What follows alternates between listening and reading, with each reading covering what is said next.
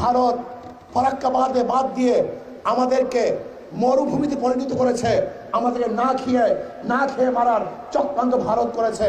আজ পর্যন্ত নদীগুলো 54টা নদীর আজ পর্যন্ত পানির সমাধান ভারত করতে পারে নাই। দেখেন ইসকনকে নিয়ে আজকে ভারত আমাদের খাদ্য বন্ধ করে দিয়েছে, আমাদের সাথে তারা বাণিজ্য করবে না। চিকিৎসারাও বন্ধ করে দিয়েছে, তারা আমাদের চিকিৎসা করবে না। আমাকে কালকে প্রশ্ন করেছে, ভারত যদি চিকিৎসা বন্ধ করে দেয় আমাদের অবস্থা কি হবে? আমি বলছি খুব ভালো হবে, আমাদের দেশে ভালো ভালো হসপিটাল আমরা নির্মাণ করব।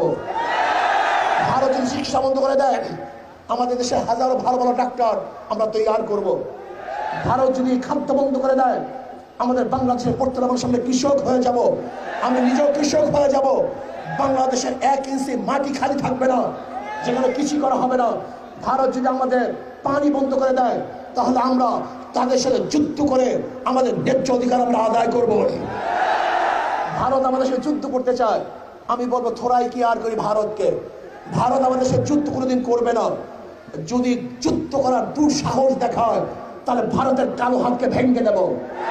যদি ভারত আমাদের সাথে যুদ্ধ করতে চায় তাহলে বাংলাদেশের প্রত্যেকটা নাগরিক তারা ঐক্যবদ্ধ হয়ে ভারতকে এমন শিক্ষা দিবে, পরাস্ত করবে, তাদেরকে এমন ভাবে পরাজিত করবে যে পরাজিত ভারত কোনোদিন দেখবে না ইনশাআল্লাহ। আমি বলবো ভারতকে, আপনি উস্কানি দিচ্ছেন, আপনার লোকজন আমাদের উপর হাই কমিশনে আক্রমণ করছে, হাই কমিশনে নয় বরং আমি বলবো বাংলাদেশে আক্রমণ করেছে। ভারত আমাদের পতাকা অপমান করেছে, আমি বলবো ভারতে বাংলাদেশের পতাকা অপমান হয় নাই, গোটা বাংলাদেশ অপমান করেছে।